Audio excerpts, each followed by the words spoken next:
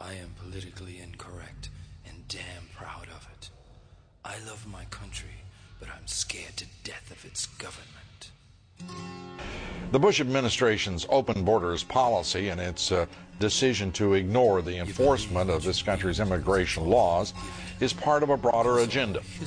President Bush signed a formal agreement that will end the United States as we know it, and he took the step without approval from either the U.S. Congress or the people of the United States.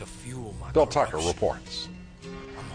The Security and Prosperity Partnership of North America sounds benign, hardly like a policy that critics call NAFTA on steroids. It's a deal that few have even heard of. It's being done again by very few people at the very top on behalf of the investment class, but the working class of people.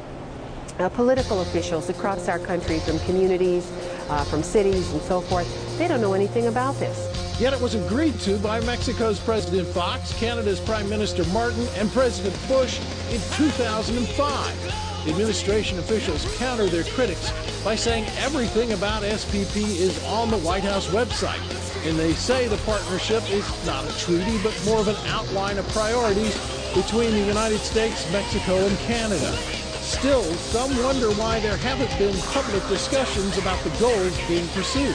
This SPP includes, for instance, a committee that is sitting down to harmonize our meat inspection and food safety.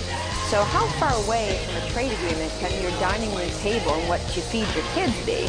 Other parts of the agreement mention border security as an issue, which include all of North America.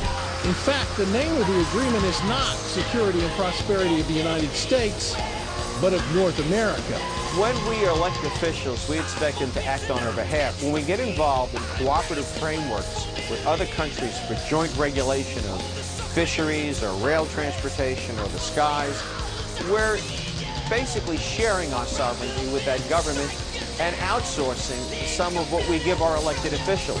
As disturbing as some find SPP, there is legislation in the House introduced by Florida's Catherine Harris that closely resembles the goals of the partnership. And our first question comes from Stuart A. Smith of Orange. Stuart, thanks for sending us in. Congressman Paul, please state your position on the North American Union. Congressman? The North American Union is something not a whole lot of people know about, and they should, because it's coming. It's an outgrowth of the NAFTA agreement. I believe in free trade. I consider myself one of the strongest free traders in Washington. But I don't like managed trade. And what they call free trade under NAFTA and WTO and all these organizations, that's managed trade by international governments to the benefit of big corporations.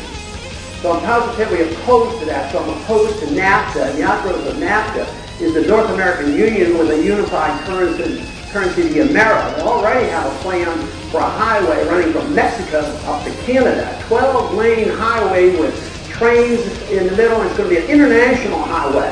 And there's been some secret funding already into our budgets to start this program moving.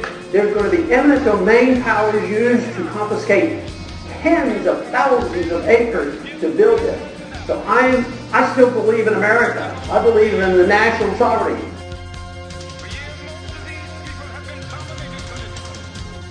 And so this campaign then has to be about what do we do to make sure that the people of this state and the people of this country have job security.